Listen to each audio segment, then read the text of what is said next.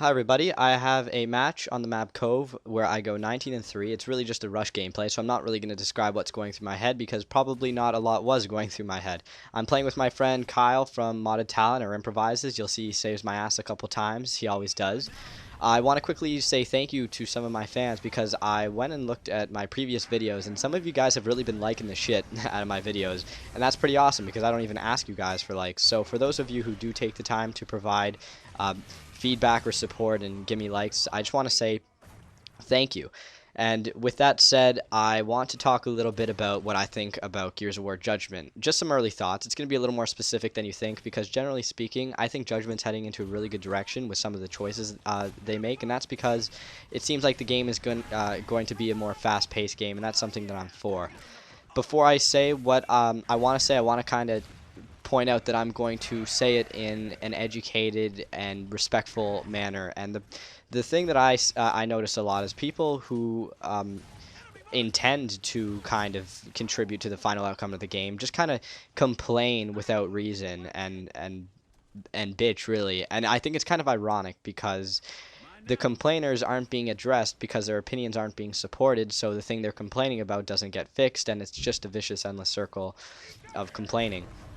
I think that it's okay to be pessimistic about elements of a game, but only if you kind of have an optimistic conclusion. And what I mean about that is you can complain about certain problems, but you have to be able to explain why it is indeed a problem, or better yet, a solution to the problem. And you have to do this in a respectful manner. I think that people who do this will have their opinions weighted a lot more heavily than people who don't. So with that said, I'm going to talk about matchmaking for Gears of War Judgment, and I'm going to talk about really the fundamental flaws I found with Gears of War 3.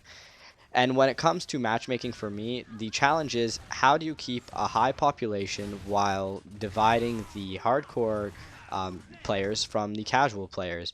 And the first thing I want to talk about is population, and that's going to really depend on how good the game is, but I did see a problem that Gears of War had, Gears of War 3 that is, where when the downloadable content came out, they basically restricted the servers to anybody who purchased the downloadable content, and that was a huge problem because I know from my friends that they didn't want to play the game because without servers it's too laggy, but they didn't want to purchase the content either because they were just kind of casual about it, and that really drove them off the game. And you can argue that there was a playlist for those players, but I think in all seriousness we can agree that not a lot of support was given to those playlists or priority. Of course, this is anecdotal evidence, so if you found that this didn't really apply for you and your friends, please point that out.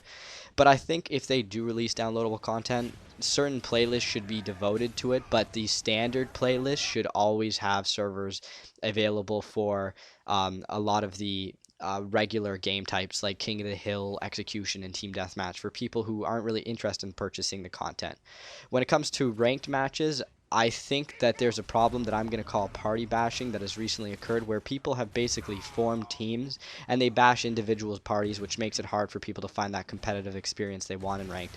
And I wouldn't say it's the team's fault for forming. I think the problem with this is that not enough emphasis was given on the competitive community. And to reinforce this claim, I'm going to relate it back to Hypefestation. And if you guys remember that, it was a great moment for Gears of War competitive gaming. And if you were looking for a competitive experience, that particular event provided a lot of incentive for you to go out and verse other teams that were also good.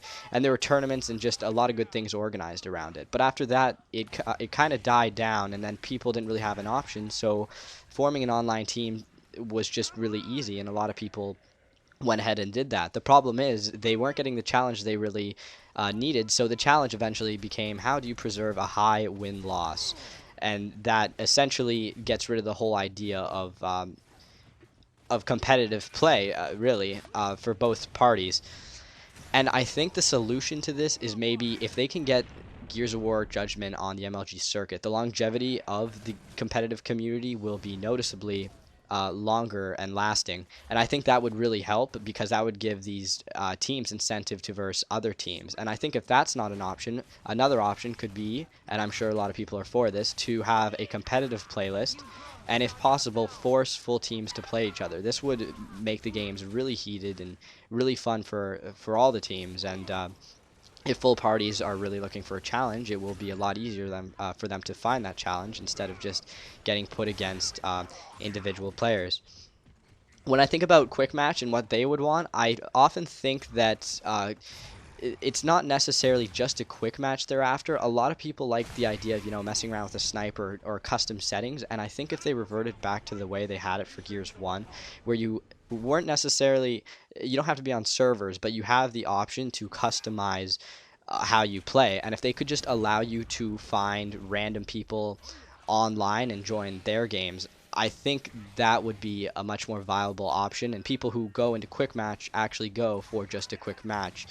And if all this holds true and the population of the game is larger than it is for Gears of War 3, I think that ranked will serve very well if they can try to matchmake people based on their um, win-loss ratio and points per match and things like that. And you'd have a variety of player skill when it comes to ranked matches, just because of the way it's laid out. And these are just some some major things I would like to see, or I think would have a positive impact on matchmaking itself. But like I said, this is really subjective. So I'd like your feedback, and please criticize things that you think wouldn't work in my opinion, or things that you have to add, or better yet, your own fresh, innovative ideas. And with that said, I just want to say thank you for watching, and I will see you guys later.